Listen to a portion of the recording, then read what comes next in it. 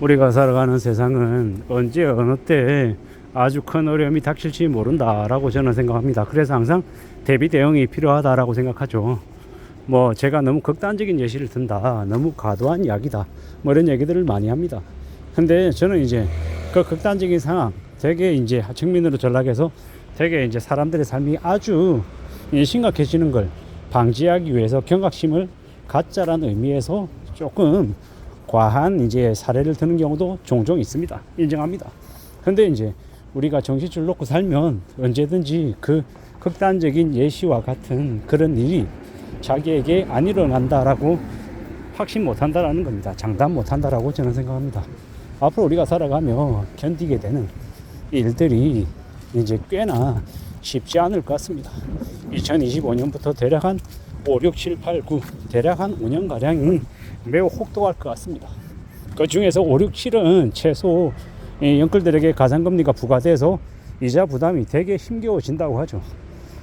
지금 그냥 대략 얘기할 때 한 3년 정도라고 얘기하는데 그 이제 가산금리를 감내해야 되는 입장에서는 3년이 30년처럼 느껴질 수 있다라고 보면 맞겠습니다. 그리고 우리는 이제 실제로 벌어지는 일보다 벌어진다라고 생각하는 앞으로 벌어질 일에 대한 공포를 좀 더 많이 느낍니다. 예를 들어서 월급이 안 나온다라고 하면 월급이 실제로 안 나오는 이 횟수가 예를 들어 5번이라고 칠게요. 그러면 한 번 안 나왔다라고 하면 한 번이 그냥 한 번으로 끝나는 게 아니라 두 번째, 세 번째, 네 번째, 다섯 번째 계속해서 안 나올 수 있다라는 공포 때문에 사람들이 되게 많이 무너집니다. 좀 극단적으로 얘기하면 1997년 IMF 때 이제 한때 이 시중금리가 30%까지 치솟은 때가 있습니다.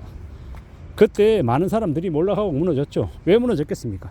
그 30%의 금리를 한 번, 두 번, 세 번이 아니라 1년, 3년, 5년, 10년 계속 그렇게 물어야 될지도 모른다라고 생각하니 사람들이 그냥 포기하고 놔버렸던 거죠. 그러한 일들이 이제 앞으로도 계속 벌어진다라고 보면 맞겠습니다. 저는 제가 생각할 때는 우리가 살아가는 삶은 항상 관리라고 생각합니다. 우리가 소화할 수 있고 감당할 수 있는 범위 안에서의 일을 만약에 벌렸다라고 하면 그건 조금 남들이 볼 때 과하다라고 느껴지더라도 그 사람 자체가 그걸 감당할 수 있다라고 하면 그건 나쁘지 않은 거라고 저는 봅니다. 누가 보더라도 저 사람이 저 정도는 감당할 수 있다라고 생각했는데 그걸 감당 못할 때 그게 되게 힘겨운 일일 때 그때 문제가 생긴다라고 저는 보는 겁니다. 우리가 살아가는 세상, 삶 여러 가지들이 적어도 2025년부터 최소 29년까지는 많이 어려울 것 같습니다. 윤석열 정부가 25, 26, 27 한 반 정도 이렇게까지가 임기죠. 아마도 윤석열 정부 끝날 때까지는 되게 혹독한 일들이 벌어질 것이고 다음 정권이 들어서더라도 다음 정권이 들어선 2027년 하반기도 그다지 경제가 좋아질 것 같지 않습니다. 그래도 2027년 하반기쯤 되면 새로운 정부가 들어서면 그때쯤에 그래도 뭔가 좀 정부가 새로운 분위기로 새롭게 좀 나아지게 할 거라는 막연한 희망이라도 가지겠죠. 그렇지만 영끌들에게 이 혹독한 이 겨울은요 금방 끝나지 않는다라는 겁니다. 제가 대략 3년이라고 말씀드렸지만 3년이 그냥 똑같은 3년이 아닐 거예요. 그들에게는 30년 같이 느껴질 거다라고 보면 맞겠습니다. 제가 볼 때는 이 주식시장도 부동산 시장도 등락폭이 아마 있을 텐데 참 우리가 희한한 건 주식시장이 만약에 피바다가 돼서 주가가 만약에 예를 들어 지금 현재 2,500, 2,600이던 게 1,800, 1,700으로 내려간다고 가정해 볼게요. 그러면 사람들이 주식을 더 사냐? 아닙니다. 더 떨어질까 우려스러워서 주식을 더 못 삽니다. 실제로는 그때가 주식을 사야 되는 시기인데도 말입니다. 물론 그게 바닥이라는 걸 그 어느 누가 확신할 수 있겠습니까? 잘 못하죠. 하지만 저는 그렇게 생각합니다. 확신할 수 없다라고 하면 일정 부분이라도 뭐 3분의 1이든 2분의 1이든 뭐 자신이 감당할 수 있는 퍼센테이지 안에서 사면 된다라고 생각합니다. 특히나 고배당 우량주 같은 경우에 회사가 없어지지 않을 기업이다라고 하고 또 배당을 꾸준히 주는 이 주식이다라고 하면 주가가 많이 떨어졌을 때 싸게 사면 유용합니다. 예를 들어서 KTNG가 11만원, 12만원 하는데 주가가 왕창 떨어져서 KTNG 주가가 예를 들어 6만원 됐다 쳐보십시오. 뭐 배당을 한 5,100원, 5,200원쯤 주니까 충분히 배당주로 살만하죠. 또한 기업은행이 주가가 14,000원, 15,000원인데 예를 들어 주가가 8,000원, 9,000원 됐어요. 그럼 어떡합니까? 충분히 살만하죠. 900 몇십 원대의 배당을 주니까 기업은행 뭐 8,000원, 9,000원대 사면 배당 수익률로 꽤 유용하죠. 제비금융주주 마찬가지예요. 가운데도 마찬가지고.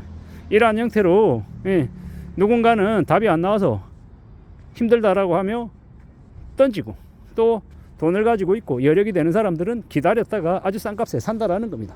부동산도 마찬가지라고 생각합니다. 지금 가격보다 앞으로 한 3년 뒤쯤에 4년 뒤쯤에 부동산을 사면 아마 모르긴 몰라도 지난 한 10여 년 기간 중에 저점 되게 낮은 가격대에 사는 걸로 아마 봐도 무방할 겁니다. 그렇게 생각하고 비싼 가격이 아닌 싼 가격에 사놓으면 좋겠다라고 저는 생각합니다. 그렇게 사놓으면 주거수단으로 삼고 오래오래 살면 충분히 행복하고 감사할 수 있는 거죠. 그렇게 사는 게 좋겠다라고 말씀을 드리는 겁니다. 앞으로 벌어질 꽤 혹독한, 꽤 어려운 이 경제 위기를 어떻게 감내하고 견디고 또 새로운 이 자산 증식의 기회로 가질지는 각자 개개인에게 달려 있는 것 같습니다. 내가 잘하는 것들, 내가 할 수 있는 것들 범위 안에서 욕심을 내고 또 땀을 흘리고 열심히 하는 게 제일 필요한 것 같습니다. 그리고 지금은 무엇보다도 어떻게든 본업을 최대한 지키려 애써야 될 것 같습니다. 그 본업을 지킨다는 것 자체가 우리의 삶을 유지시키는 첫 번째 길이다라고 저는 생각합니다. 그리고 여러 가지의 일을 다양한 이제 파이프라인을 확보해 놓는 게 필요하다라고 생각합니다. 지금 현재 당장 내가 할 수 있는 게 뭔지 따져보고 나의 시간을 이용할지 나의 재능을 이용할지 뭐 사람마다 각각 다르겠지만 그러한 것들을 잘 활용해서 계속 만들어내면 좋겠다라고 봅니다. 그렇게 준비하고 그렇게 만들어내면 어떻게 되겠습니까? 길이 열리는 거죠. 우리네 삶에 이 괜찮은 이 가능성이 생긴다라고 봅니다. 그렇게 지내면 좋지 않을까라고 스스로에게 이야기하는 중입니다. 앞으로 살아가는 삶이 쉽지 않을 것 같습니다. 많이 어려울 것 같습니다.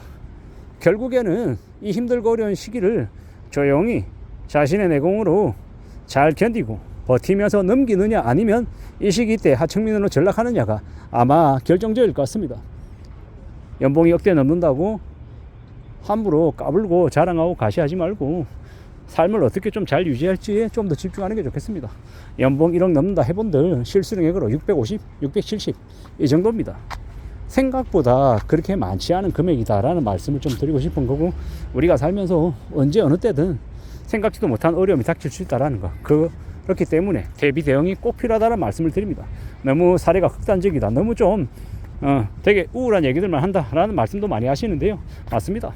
그런데 그렇게 말씀드리는 이유는 좀 더 우리 삶을 잘 좀 내다보고 잘 대비 대응해서 정말 나락으로 떨어지지 않기를 바라서 말씀드리는 거다라고 봐주시면 좋을 것 같습니다. 이 험한 시대를 살아가고 있는 우리가 어쩌면 조금 더 이 내공이 세질 기회가 이번 시즌이 아닌가라고 생각해 봅니다. 착실하게 살아가고 조심하며 사는 게 제일 필요할 것 같습니다. 이상입니다.